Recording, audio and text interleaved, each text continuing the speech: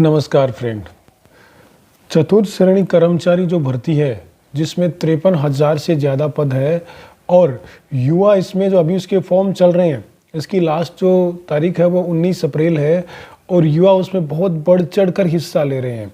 यानी अभी 21 मार्च के आसपास जो शुरू हुआ था फॉर्म और अभी जो है अभी तक 5 से 6 लाख यानी 5 लाख से ऊपर फॉर्म आ चुके हैं।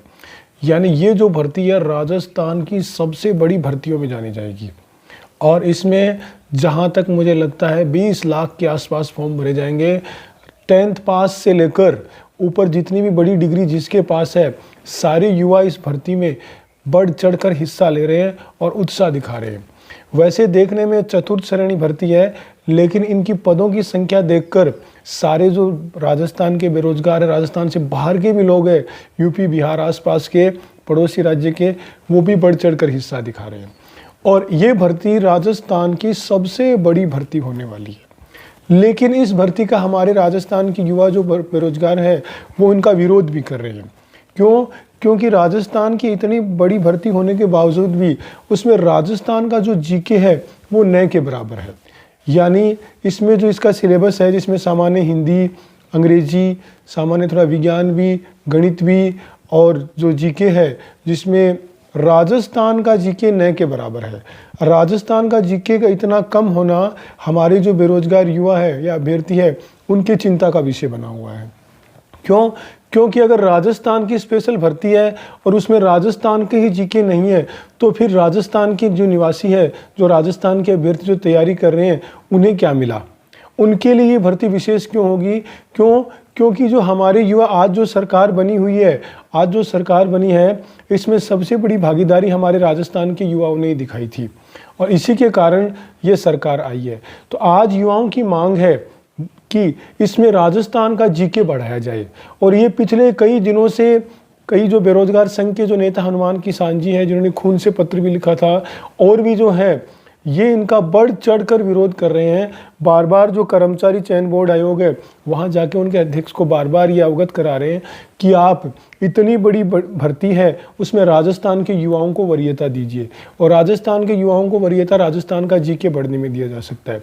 तो जिस तरह से वो इसका जो विरोध कर रहे थे या मांग कर रहे थे, इसको इन्हें एक पॉजिटिव रिस्पॉन्स ही मिला है और उन्होंने जो पत्र लिखा है उसमें कर्मचारी चयन बोर्ड जो है उन्होंने कहा है कि हम दोबारा सिलेबस को चेक करेंगे। और दोबारा सिलेबस को चेक करने का मतलब इसमें जो इतना दबाव बनाया हमारे युवाओं ने कि सरकार जो है, ये जो कर्मचारी चयन बोर्ड है उसमें दोबारा चेक करेगी।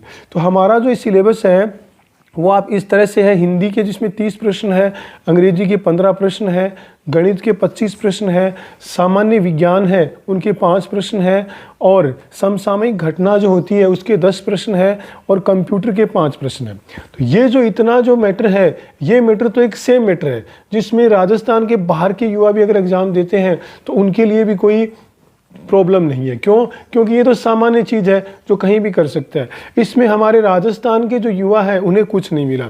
अब जो राजस्थान की जीके की बात करें तो राजस्थान की जीके के भूगोल के 10 प्रश्न और राजस्थान के इतिहास और कला संस्कृति के 20 प्रश्न, यानी कुल 120 प्रश्न में मात्र 20 प्रश्न है वो राजस्थान के जीके के आ रहे हैं। तो इस 20 प्रश्न ये तो नए के बराबर है, यानी 20 प्रश्न कुछ भी नहीं है। और इसके बाद भारतीय संविधान के 10 प्रश्न है तो वो तो सबके लिए इक्वल है। तो हमारे युवाओं की मांग है कि राजस्थान के जीके है वो बढ़ाया जाए।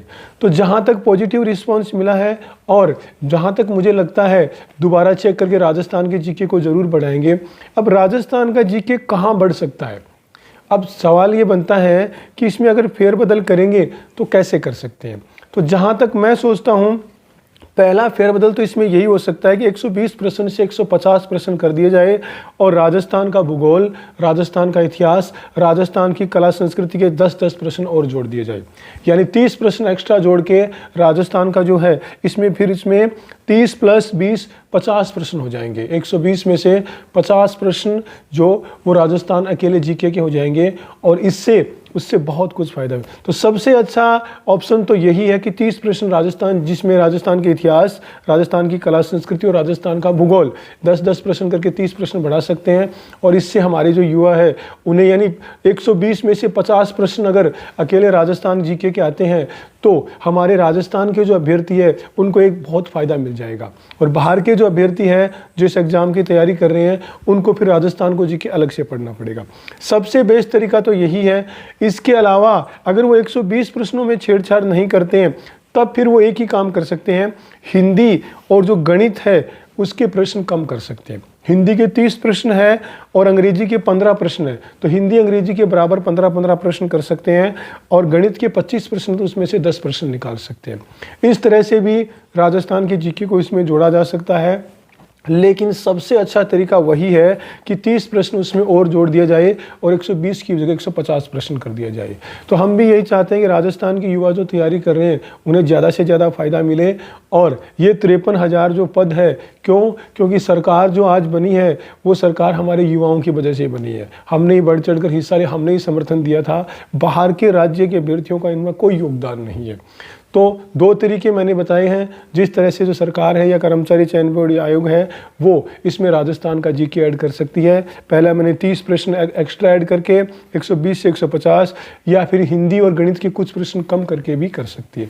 तो अब देखते हैं आगे कौन सा तरीका निकालते हैं। लेकिन जहाँ तक मुझे लगता है चेंज ज़रूर होगा। और जिस तरह से हमारे युवाओं ने दबाव बनाया है इस तरह से लगता है कि पुनः परीक्षण की बात करें तो दोबारा चेक करेंगे और राजस्थान का जीके 100% जुड़ेगा। तो आप अपनी तैयारी में जुटे रहिए। 53,000 पद बहुत है, छोटी भर्ती मत मानिए। और इसमें बहुत विभाग है, आप इसकी तैयारी वैसे ही कीजिए जैसे फर्स्ट ग्रेड, सेकंड ग्रेड और एग्ज़ाम की करते हो। और ये एग्ज़ाम भी छोटा नहीं है, आप इसको अगर क्लियर करते हो तो भी इसमें बहुत ऑप्शन है आगे बढ़ने के। तो आप तैयारी करते रहिए और कोई न्यूज़ होगी तो मैं आपके लेके आऊँगा। आप मेरा वीडियो देखते हो, समय देते हो, इसके लिए धन्यवाद।